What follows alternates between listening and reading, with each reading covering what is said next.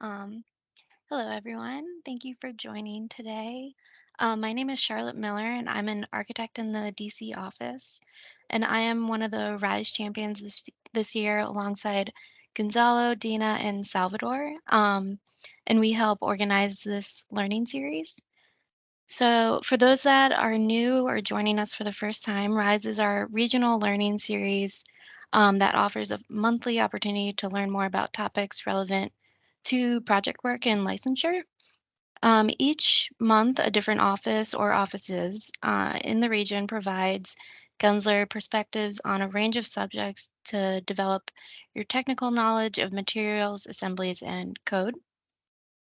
Last month, the Miami office presented Designing for Extreme Conditions. It was a very informative presentation, and we suggest flipping through the slides and to view the recording in the RISE folder.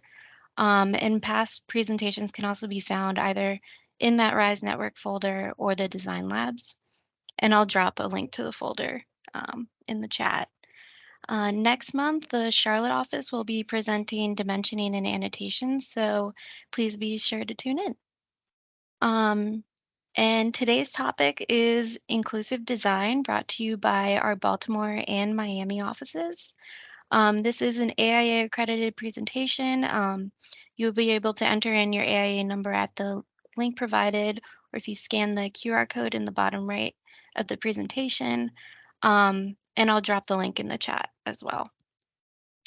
So as with all RISE sessions, the presentation will run for about 45 minutes with a 15-minute Q&A at the end. So please type out your questions into the chat for the team to answer.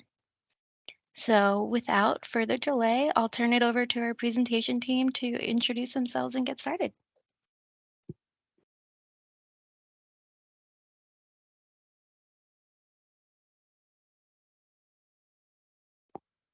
So I'm Bonnie Toland, and I'm a strategist based in the Miami office.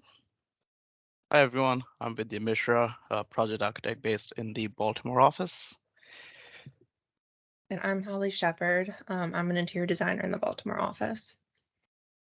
I'm Keith Hack. I'm a technical designer also in the Baltimore office. First of all, thank you all for joining us today to talk about inclusive design. I think one thing that's wonderful in our lives is that we've all had an experience of being excluded by the environment we were in, right? Be it race, gender, age, size, ability, or socioeconomic status. And I think because of these lived experiences, we all have something to contribute to this presentation. And I'm sure the group here would have things to add, even if they're not part of this deck.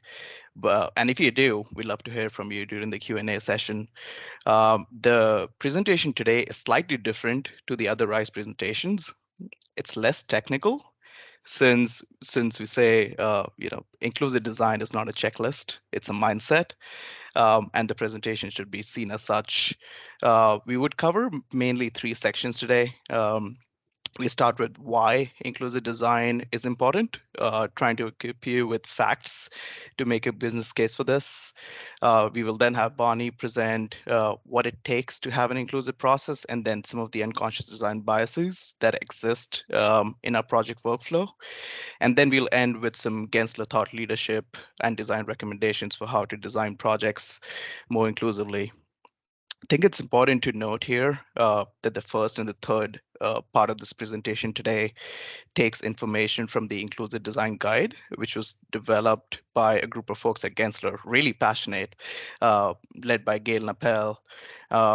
And it does not include the community engagement and the process piece in a lot of detail, which we feel is really important. But we're working to get that included in the guide as well. And we would love to share this guide with the entire region, but please do not share this with the clients or our competitors, since it is for our internal use only. With that being said, we want to start by talking about what is inclusive design. And really, inclusive design is for everyone, really everyone. And as Gail says, it's a really hard bar to achieve, But we at Gensler owe it not just to us, but to our clients, and most importantly, the communities we serve. Also, if you go to the next slide, inclusive design is an intersection of all these things that we normally look at in our design process, but it's not about just meeting the code. It's really about making spaces where people are able to be at their best. And why consider inclusive design? Like you said, meeting codes are never enough, and we all know that codes are retroactive. They do not get updated until at least every 3 years. I mean, how many of our projects are still following 2010 ADA, right? So we are in 2023, so that's 13 years of delay. So the following slides are an attempt to make a business case for inclusive design, arm you with factoids um, that potentially help us make a case in front of our clients. Um, and it's and here what you're seeing is kind of what the process involves, right? So we want to make sure that inclusive design in our project is talked about early. It helps everyone. Inclusive design helps our client retain and lease their buildings better. And frankly, it provides a really positive experience for all. Go to the next one. Um, what you'll see here are some of the numbers of why inclusive design is important.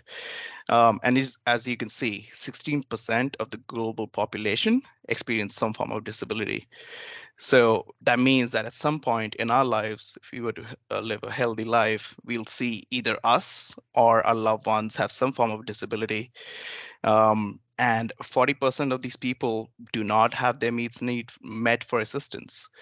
That, I mean, because of this, imagine what that does to the sense of autonomy of individuals who have to ask for help for their day-to-day life. Um, and asking for assistance does not help everyone or anyone for that matter. Next slide, please.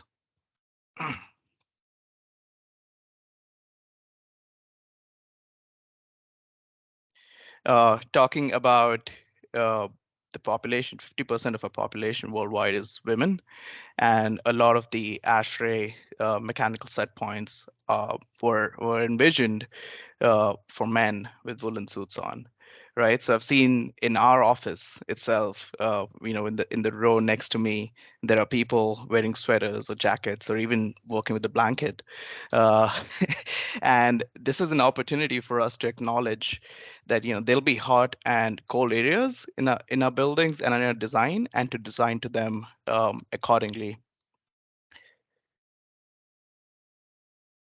And almost 7% of the population in the United States identifies as being part of the LGBTQ community. And still, the all gender restrooms are not required by most building codes. Uh, Again, having these facts kind of equip us to take this more seriously and present it in front of our clients. And clinically, 39% of the world's adult population is overweight, but we still constantly continue to provide maybe 2 to 3 varieties of chair in our conference room that look amazing, but might not be the most comfortable in an hour-long meeting that folks might be having in the conference room.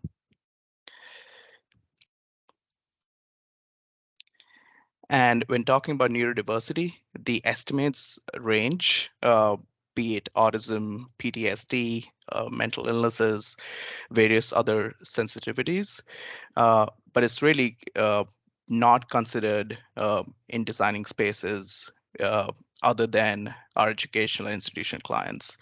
I think one thing to keep in mind is that designing for people who have a broad range of neurology benefits all of us, because if you realize it or not, we all act and react differently to light and sound, and it impacts all of us.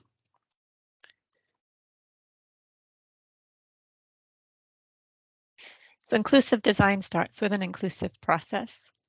As we say, nothing about us without us is for us. So we need to start from the beginning and include everyone who will be impacted by the design within the process and in the decision-making process.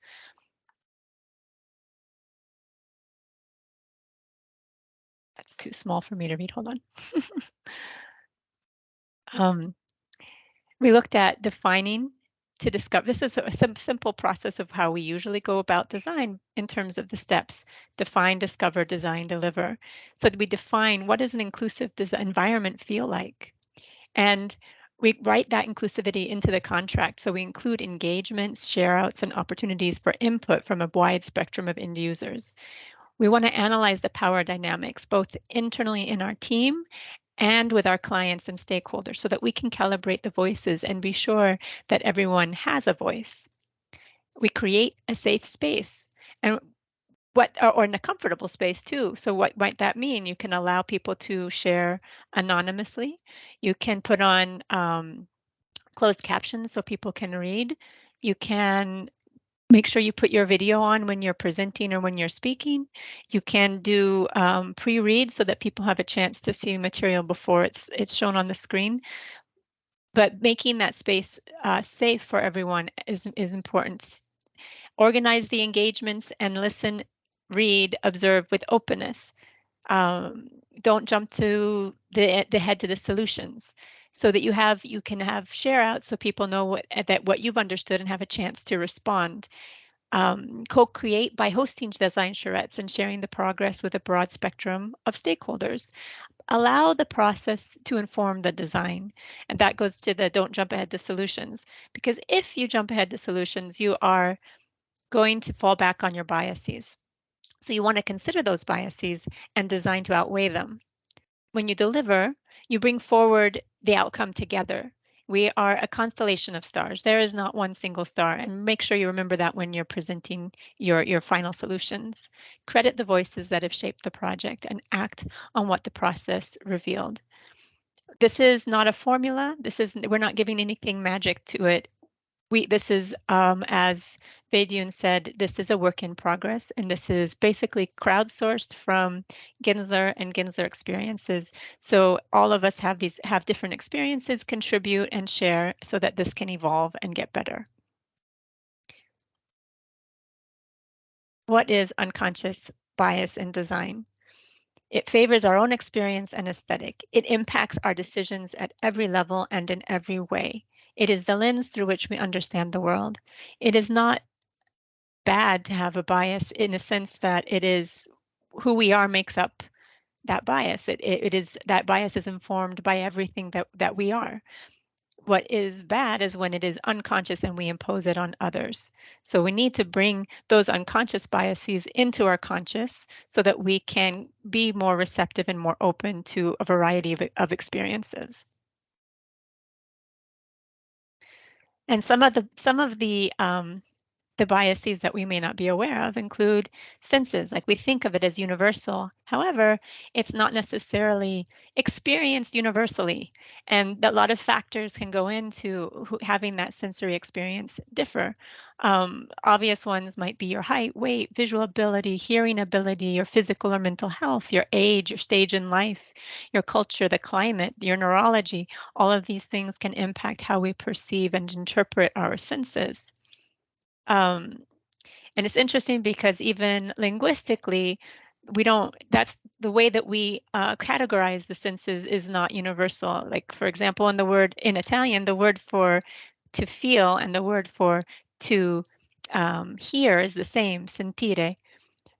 And Edward T. Hall is a famous sociologist in the 60s, described sensory rich experiences and sensory poor experiences. Things like driving in the car would be considered sensory poor, whereas maybe walking down a cobblestone street in a French town with a bakery smelling the bread is a sensory rich experience. And so all of who we are is made up by a series of all of these experiences. And what is loud or what is yummy, what is too closed or too open, what is too busy or too sparse, too hot or too cold, too bright or too dark, all of these things are relative. And Like maybe I love the smell of fish and maybe you hate it, but how we experience these senses influence how we design and the decisions we make when we design.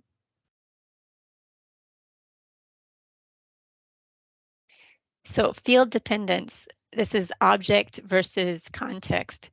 Again, the same sociologist I mentioned did a study in the 60s between students in China and students in Michigan. They were shown a picture similar to this for 30 seconds and then asked to describe it. And the students in the US were very adept at describing that main character in the center and less adept at describing the context around it. And the converse was true with the students in China. So this has a huge impact in terms of how we see ourselves in relationship to our environment. A similar study was done with students in Japan and students in the US asked to take selfies. And in the US, they took selfies where the person was front and center and took up the majority of the frame. And the Japanese students were often off to the side or in the lower corner, and the majority of the frame was actually the context around them. It's also this concept of static versus changing fixed objects. Scandinavians can be the extreme in this. You think of Rem Koolhaas and his bolting seats down to the ground so people don't move them. And also going back to linguistics, you think about how in English, nouns tend to be the first words that people learn growing up. And in Japanese, it tends to be more verbs, for example. So how fluid or static a space is, and how this might impact our perception of space and therefore how we design space.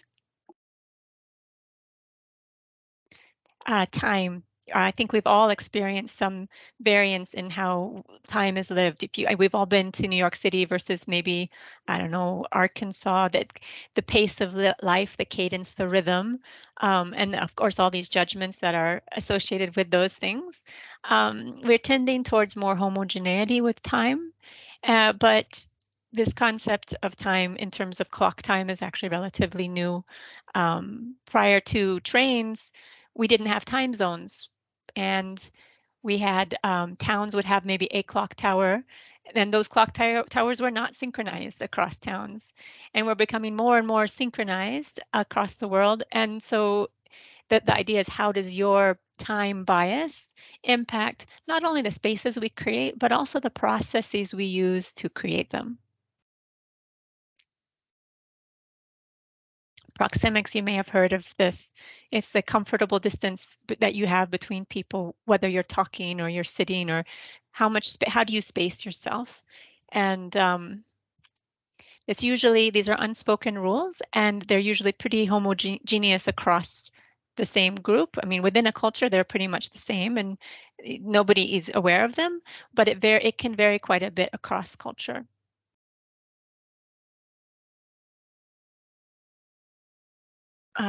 There are rituals to, are there rituals to beginning or ending a visit or a meeting, or rituals to hosting or welcoming, rituals around meal times? We all have ritual things that we do repeatedly that ground us in our lives, but those rituals vary.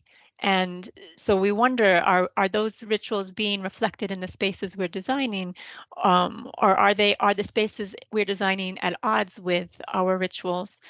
And some examples are, this blends across with the time one, is that, for example, the largest meal in most Mediterranean countries is lunchtime, historically. And they would have a lengthy midday break, but that is at odds with the international business model. So it's a tradition and a ritual that is dying. Another example would be weekends, like Saturday, Sunday in most Christian countries, but Friday and Saturday, many Muslim countries. And Saudi recently changed from Thursday, Friday to Friday, Saturday. So the message is pretty clear that if you want to do business with us, you have to work and live like us.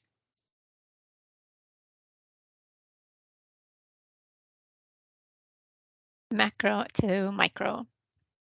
So what is the perception of order and the perception of chaos?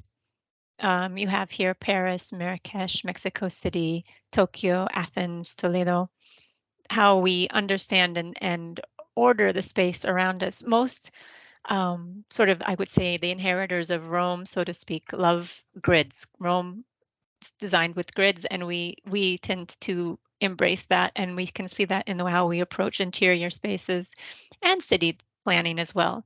When you look at Paris with its spoke pattern, large open boulevards with monuments, large monuments that had good sight lines. Well, the French, when they went into North Africa, saw the Medina and said, "This is chaos, but don't worry, we'll fix it." So completely disregarding the order that was inherent in the place, and began to build and impose large open boulevards with sight lines to large monuments. However, the order has evolved really beautifully within the Medina. You have at the end of these little pathways, you have usually what is the largest house in the row, and that house will take responsibility for things like trash removal and dispute resolution for that little street. And the first layer, the first level of the street would have no windows to respect the privacy of the inhabitants. And the second layer would have staggered windows so you wouldn't see into each other's homes. And as you can see, all these courtyard spaces, they're really inward facing. So the life of the city happens in these interior courtyards. But for the French who came in, they didn't see it, and it was chaos. And so they imposed their spatial order bias onto North Africa. And we need to be conscious of how our space and order biases play out in the way that we understand space, and so that we're not imposing those biases onto others.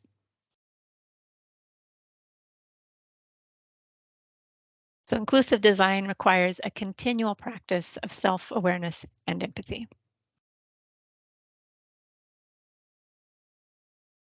Thanks, Bonnie. We hear this a lot. We're doing ADA. We're great. We're good. Everything is nice, right? But we at Gensler do not accept the minimum, right? We are industry leaders. We are people that frankly push the envelope on every single thing. And legally speaking, Gensler is not just held to code, but to a standard of care. And depending on who and where we are designing, because we are a global firm, that standard of care can be really high. And to help with this, go to the next slide. We have the inclusive design goals that are developed by the Center for Inclusive Design and Environmental Access at the University of Buffalo, which really talk about 8 things. We talk about body fit, comfort, awareness, understanding, wellness, social integration, personalization, and appropriateness. And what you'll see in the subsequent slides is that we have, even though these are the goals, this can very well change for the client that we're serving. So we've purposefully identified a couple in each section that we feel cover a wide variety of project types, but there are a lot more in the guide that we'll be happy to share with the group to get into detail. So the first one is body fit. It addresses the idea that all of us have different body sizes, shapes, and abilities that need to be addressed. If we don't address this, then you're excluded from a space even before you enter. So we mentioned the chair seats and the variety that is needed to accommodate the users in a conference room, but it's also how awesome do we think those monumental staircases are, right? But if you're someone on a mobility device, it's not so awesome for you, right? So making sure designing at least the main entrances and quite frankly all entrances to be AD accessible should be the bare minimum.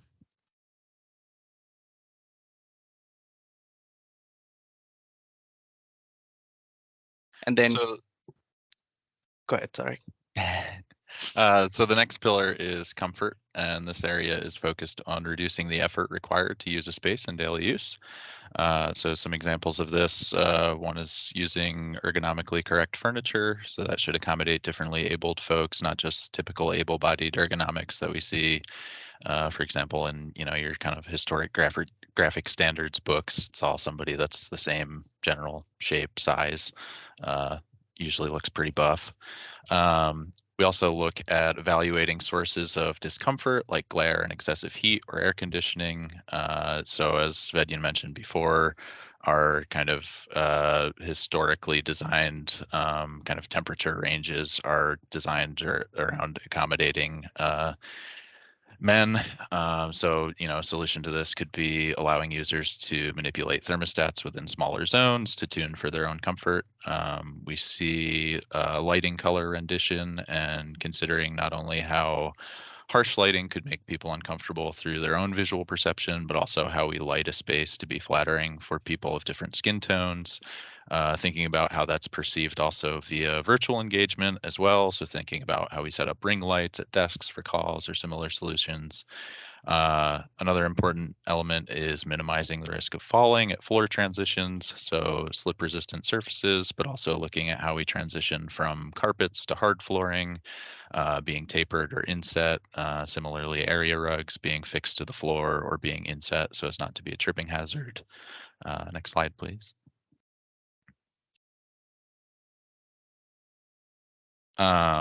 So a couple more on comfort, some further considerations, making sure large, heavy doors are operable by everyone. So providing power door operators for doors that require more than 5 pounds of force to open. Similarly, handles and hardware should also be considered and be operable with a flat hand in a neutral position. So thinking about folks that may not be able to grip things tightly or may have dexterity issues. And we can provide power openers here as well if we can't accommodate hardware changes. Um, Finally, thinking about people's perceptions of space and their relationship to other people. Some folks are uncomfortable being seated with their backs to others. We might think about how there can be a lot of distractions in certain work environments. So providing a diversity of seating options at workstations and things like that. So the next pillar is awareness, and this looks at how we give people information about the space around them and how it's to be used. One big one that has been discussed a lot in the region recently is provision of visual warnings at glass walls and doors. So this could be something like an applied patterning to glass in the form of maybe vinyl graphics or fritting, something similar. That provides a stronger visual cue for folks who may have trouble discerning those clear surfaces. Another important one is providing sharps containers in single-use restrooms or other private areas.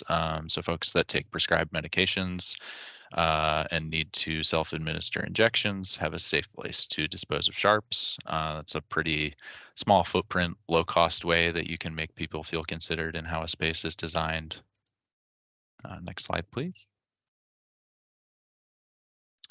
And understanding, so where awareness, I think, is a bit more about kind of indirect cues to occupants about the space around them. This is more about providing direct information to folks in graphic, written, visual, and audible form.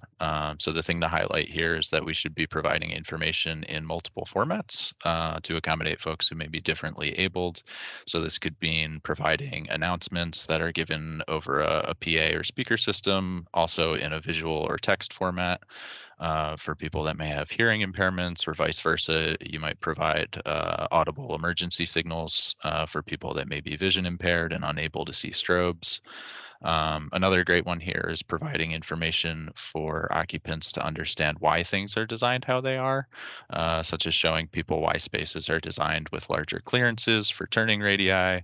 And this kind of thing serves to raise awareness for all occupants to spaces, to the spaces that they use, and prevent improper use of certain elements. So we see the example of the waste separation here. So another example of this could be providing more information about why we design these receptacles to separate those waste streams, and that may encourage better use of those facilities.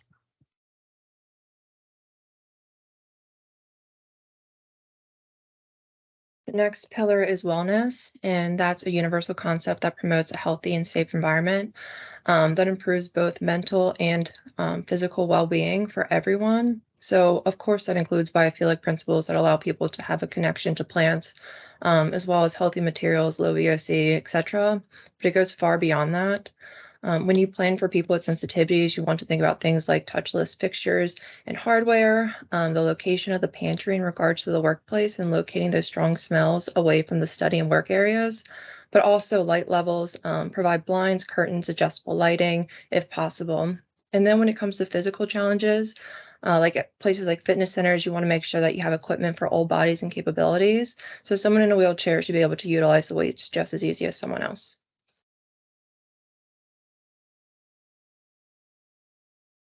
Next one is social integration. You basically want to make sure that you just consider everyone. The goal is to make sure that everyone's included when in a social setting, and that means a variety of seating types, heights, light levels, noise levels, etc. We've all been in those social settings that are too overwhelming to handle, and for one reason or another, we're counting down the minutes until we can sneak away. But we all want to make sure that we want to make sure that we consider circulation spaces where people interact also. So this doesn't just mean ADA clearances. Think about when you're standing in a pantry and people keep squeezing by you and how uncomfortable that is, or someone who's walking down the hallway looking at their phone and you have to make sure you get out of their way. I want to make sure that we provide the necessary clearances that go beyond code requirements to account for all activities and all body sizes. Personalization. So user control and choice for personal and group spaces. This doesn't mean that you're going to get your own desk or office, but it's the idea that you have a choice. If you need to focus or you just need a minute to recharge somewhere, there's a dedicated work area where you're able to do so. And if you need to go collaborate or meet with your team, there are furniture configurations that you can choose from that fit your body type. This also includes ergonomics and height adjustable options, so sit to stand desk, as well as height adjustable chairs, lamps at desk, etc. And this is not a one size fits all solution. We need to make sure that we allow people to make the choices that are best for them. And then appropriateness, the last one. So consider cultural values and context in all experiences. At the beginning of a project, you want to make sure that you research and understand both local customs and expectations. So while in some cultures it's totally acceptable for men and women to share a restroom, in others it's not. And you need to make sure that you understand that. Also, if sitting on the floor is common, you need to make sure that you provide choices that include that option as well.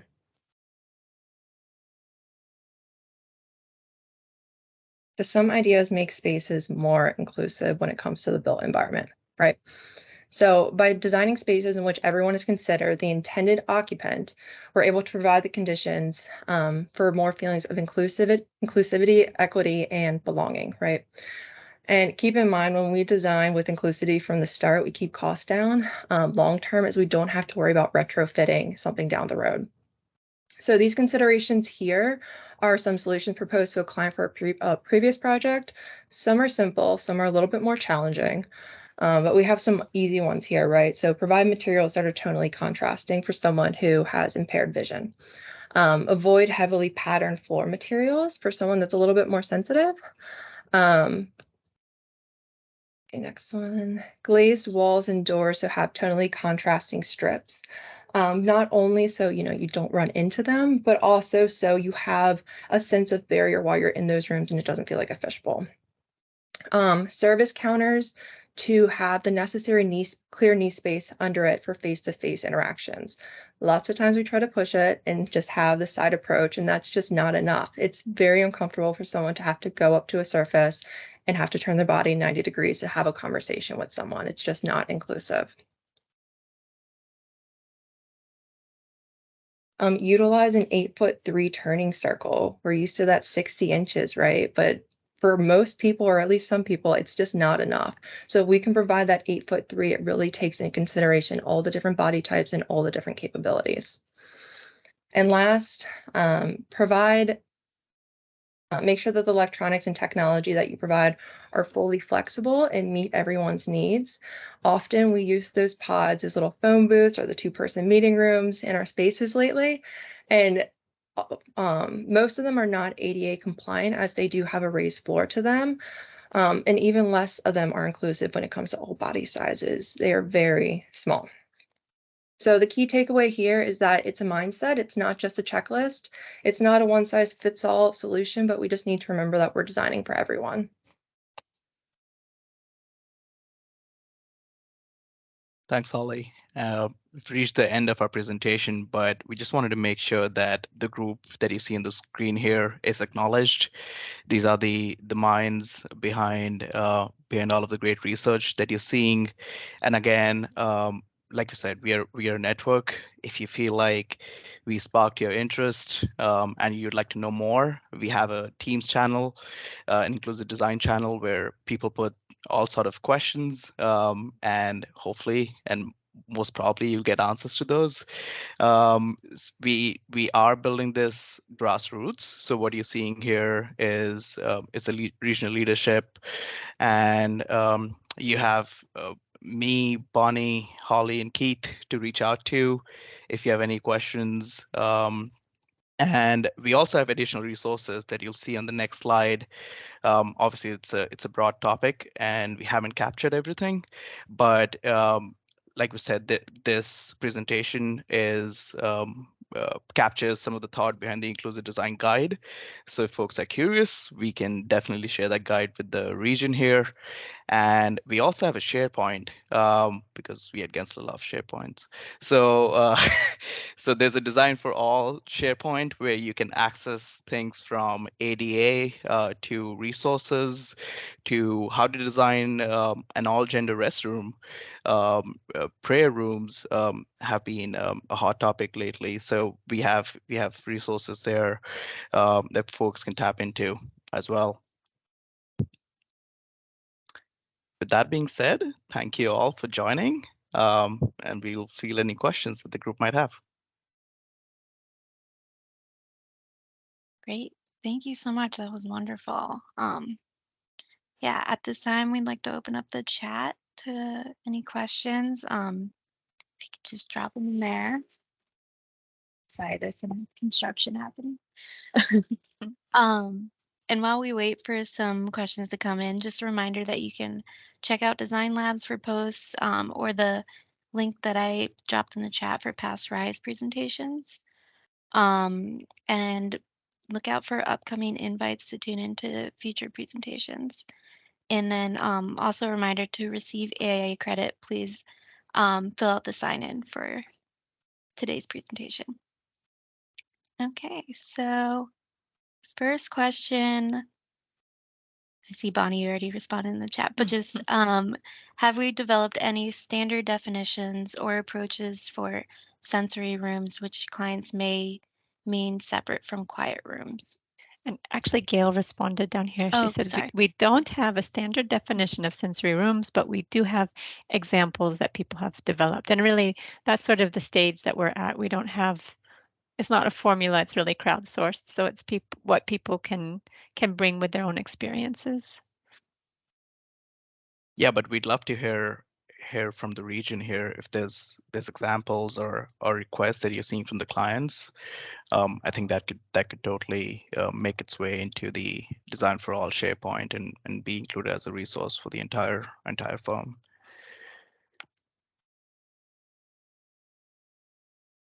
I love that, Gail. Gail, you can speak up. You can respond vocally. That's okay. I'm happy to put it in the chat. Next question from Salvador. Is neurodiversity being considered an inclusive design? Yes, resounding yes. Okay.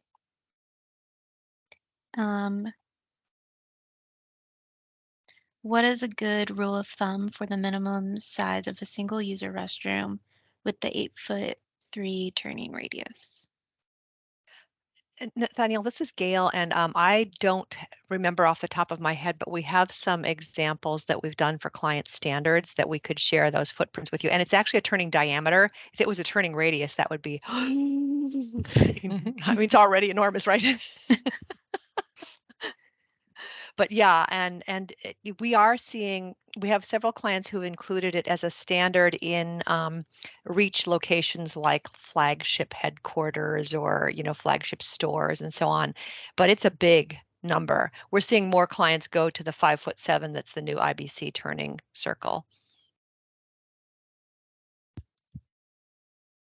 And Gail, this one is also for you with this one that Laura just asked. Are there guidelines or a resource list for bringing on differently abled consultants or teammates to review designs from a firsthand perspective? I guess we haven't written guidelines, but we have definitely included specialty consultants who have, lived experience. We've worked with a number and continue to work with a number of them.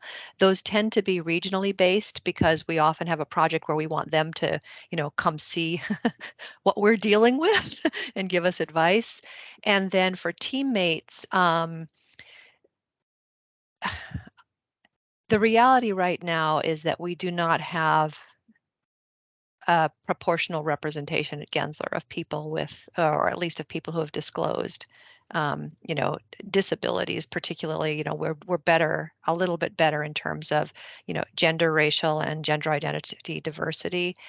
But we definitely have ways to also communicate with people who are blind or deaf, or in other words, ways to make our designs and presentations accessible for improved input from everyone. And if I could just chime in here, there's also an affinity group called ADAPT. I don't recall what the acronym stands for. My apologies, but that is a firm-wide affinity group for disabled and neurodivergent employees. It's a safe space for people who experience barriers to access, whether it be physical, mental, or social. So that's definitely a group that folks can tap into, and I think they'll be happy to share their experiences here with you.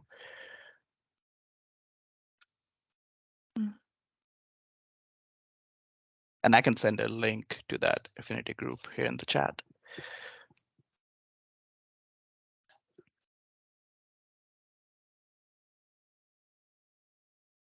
Any other questions?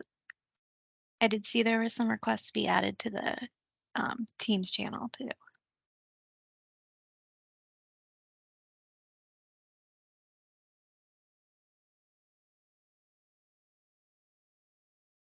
So if there are no more questions, we'll wrap up for today. Thank you again to the presentation team. This was great.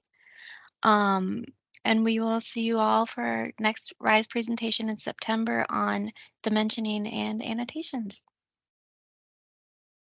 Thank you all. And thank you, Thanks Gail. for joining us. Thank you. Thanks, everybody. Thank you. Take care.